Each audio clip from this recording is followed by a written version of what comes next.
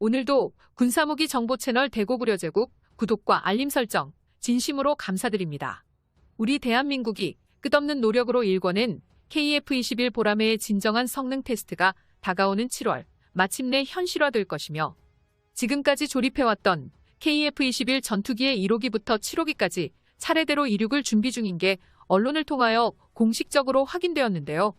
그런데 이제 와서 돌이켜본다면 강대국 한국의 전투기 기술 축적은 세계 역사상 유례가 없을 정도로 빠르게 성장해온 게 느껴지는군요.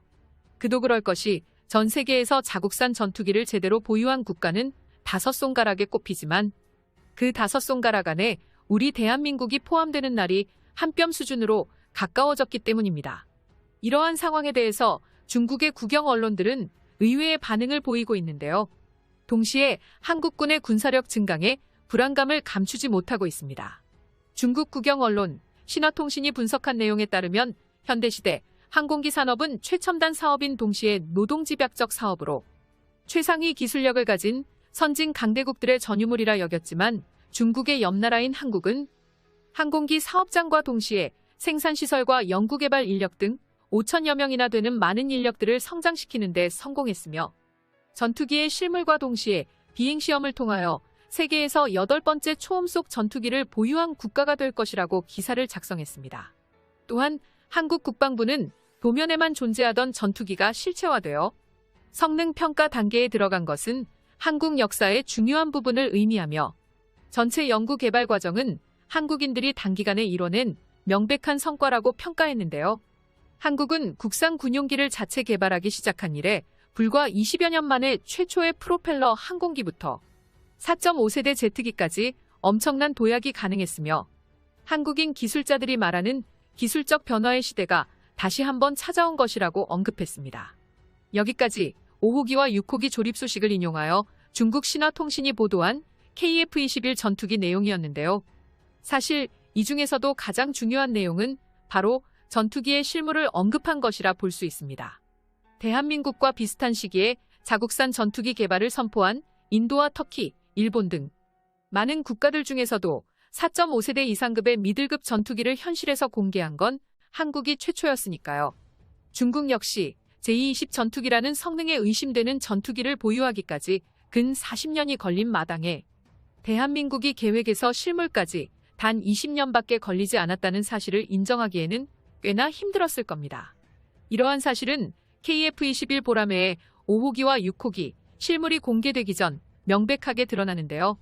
과거 중국의 국영 언론 신화통신은 한국항공우주산업이 록히드 마틴에게 기술력을 공여받았다며 비밀리 미국의 지원이 있었기 때문에 한국은 전투기 개발을 손쉽게 하는 게 가능하다고 잘못된 발언을 해 큰 파장을 일으켰습니다. 그러나 막상 실상을 파헤쳐보면 미국은 기술 유출을 우려해 4대 핵심 기술 지원을 모두 거부했고 결국에는 오로지 대한민국이 가진 저력으로 모든 핵심 기술을 혼자서 습득할 수밖에 없었죠. 이처럼 중국의 한국산 전투기 폄하는 실물이 공개되면서 사그라들기 시작했습니다. 왜냐하면 그들 역시 보라매 전투기의 실체가 공개된 마당에 우리나라의 기술 능력을 더 이상 인정하지 않는다면 중국은 단순히 한국군을 과소평가하고 현실을 통째로 부정하는 것과 다름없다고 생각했기 때문입니다. 실제로 한국이 전투기 개발 초창기 시기 중국 언론들은 무턱대고 KF-X 프로젝트를 비웃는 듯한 한심한 수준의 칼럼들이 넘쳐났지만 5호기까지 통쾌하게 실물이 공개된 후 이제는 모두가 침묵. 몇몇 중국 언론들은 보라매의 성능이 중국산 FC-31 전투기를 아득히 넘어서는 것 아니냐며 경계하기 시작했죠. KF-21이 이 정도로 평가가 변화한 것은 그만큼 한국 항공공업이 크게 발전했음을 보여주는 상징이라고 볼 수 있습니다.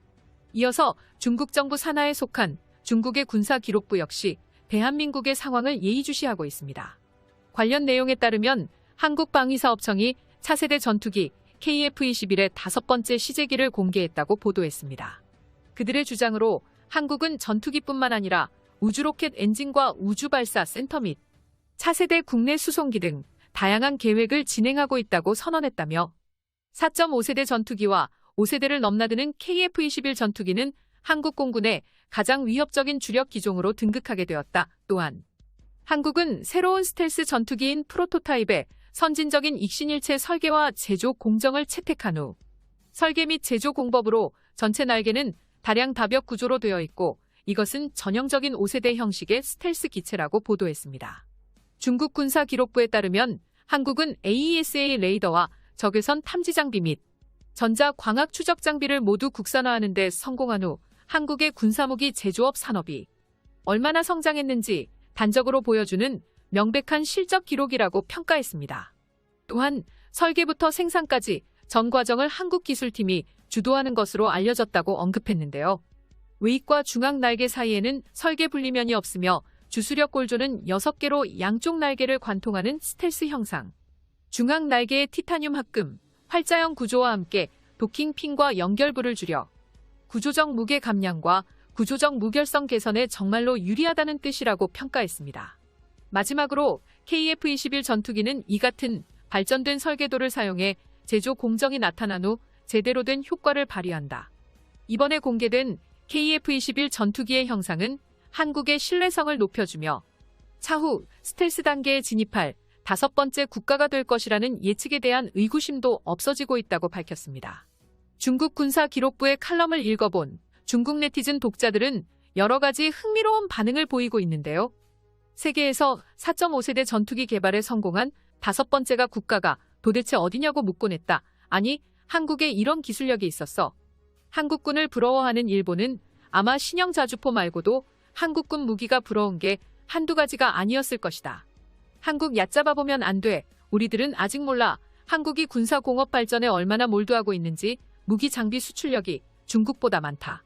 한국이 핵잠수함까지 키우려 해도 미국이 제동을 걸지 않았다. 모든 건 미국이 배후를 가지고 있다. KF-21은 완전히 연구된 기술력의 상징이며 생산 및 조립되었다. 일부 뛰어난 실력을 가진 기술자들이 한국에 거주하고 있어. 한국처럼 작은 나라가 가진 기술력의 총합이 인도 전체를 넘어섰다는 소문도 있다.